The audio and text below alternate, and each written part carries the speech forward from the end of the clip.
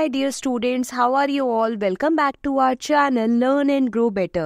Kindly show your love, please like, share and subscribe the channel and help us to grow more.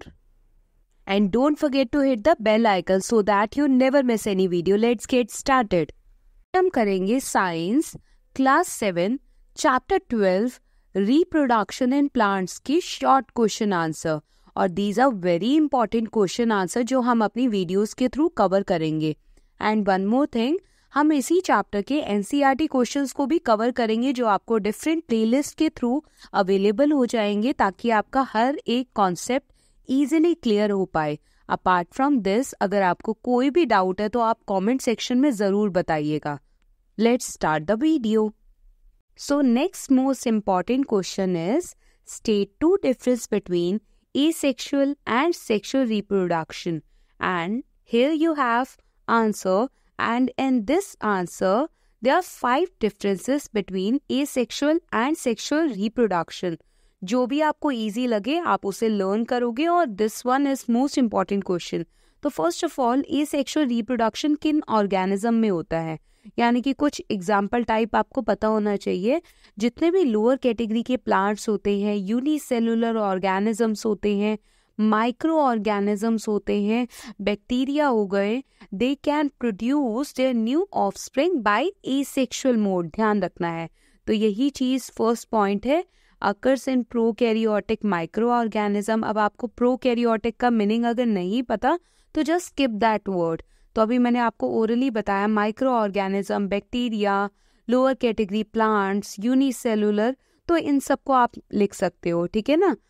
और sexual reproduction जितने भी higher category के plants होते हैं, multi cellular organism होते हैं जैसे कि ह्यूमंस, एनिमल्स, ये सारे ऑर्गेनिजम्स जो हैं अपने न्यू ऑफस्प्रिंग को जनरेट करते हैं by the method of sexual reproduction.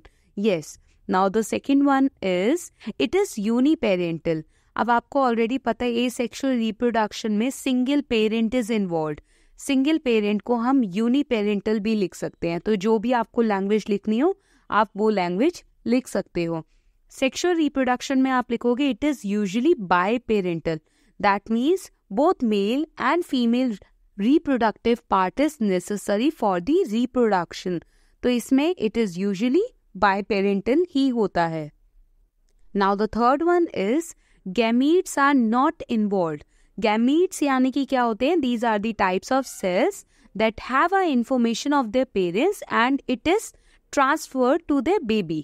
तो ध्यान रखना है asexual reproduction में gametes का involvement नहीं होता, बट सेक्सुअल रिप्रोडक्शन में गैमीट्स का इन्वॉल्वमेंट होता है. एसेक्सुअल रिप्रोडक्शन में कोई गैमीट्स का फ्यूजन नहीं हो रहा, कोई फर्टिलाइजेशन प्रोसेस नहीं होता.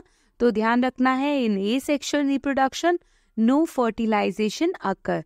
पर सेक्सुअल रिप्रोडक्शन में फर्टिलाइजेशन होता है because male and female gametes combine together, unite together and then a new organism is develop. ये चीज आपको ध्यान रखनी है. Now the last but not the least is asexual reproduction में no involvement of reproductive organ. Reproductive organ का कोई involvement नहीं होता, ध्यान रखना है ये. और sexual reproduction में presence of fully developed reproductive organ.